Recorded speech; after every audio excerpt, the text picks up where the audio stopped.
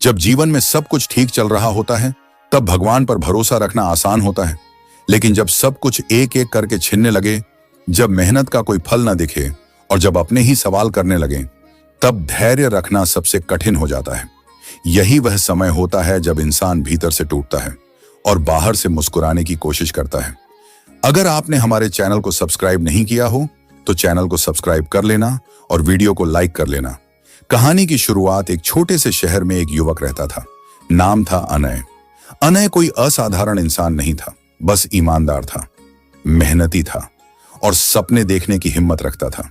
उसने कभी किसी का बुरा नहीं चाहा, पर फिर भी जीवन ने उसके साथ अजीब सा व्यवहार किया। पहले नौकरी छूटी, फिर जिन लोगों को अपना समझा वो दूर होते चले गए और अंत में आत्मविश्वास भी चुपचाप उसे छोड़कर चला गया। टूटने का क्षण हर रात अनय एक ही सवाल सोचता, मैं ही क्यों टूट रहा हूं? क्या ईमानदारी गुनाह थी? क्या धैर्य रखना कमजोरी थी? धीरे धीरे उसका मन शिकायतों से भर गया और प्रार्थनाएं खामोशी में बदल गईं। बहुत निराश हो गया एक दिन बहुत हिम्मत करके वह श्री कृष्ण के मंदिर गया। न फूल चढ़ाए, न अगरबत्ती जलाई, बस मंदिर की सीढ़ियों पर बैठकर काफी देर तक मूर्ति को देखता रहा। उस रात उसने पहली बार दिल से बोला, हे कृष्ण, अगर मेरी परीक्षा लेनी ही थी तो मुझे मजबूत क्यों नहीं बनाया? अगर गिराना ही था तो संभालने की ताकत क्यों नहीं दी? मंदिर में सन्नाटा था, पर उस सन्नाटे में एक गहराई थी। तभी उसे ऐसा लगा जैसे कोई भीतर से कह रहा हो, कौन कहता है कि तू कमजोर है? वह आवाज शब्दों से नहीं, अनुभूति से आई। श्री कृष्ण बोले, अनय, तू जिस वक्त को बुरा कह रहा है वही वक्त तुझे गढ़ रहा है। जिस दिन सब कुछ तुझसे छिन गया उसी दिन तू खुद से मिलने लगा। बुरे वक्त का अर्थ बुरा वक्त सजा नहीं होता, वह तैयारी होता है। सुख तुझे सहलाता है पर दुख तुझे बनाता है। अगर सोना आग से न गुजरे तो उसकी चमक पर कभी भरोसा नहीं किया जाता।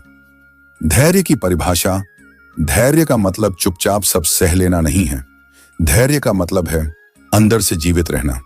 मैंने भी अपमान देखा, अकेलापन देखा, अपने ही लोगों की गलतफहमियां देखी, पर मैंने कभी यह नहीं पूछा मेरे साथ ही क्यों।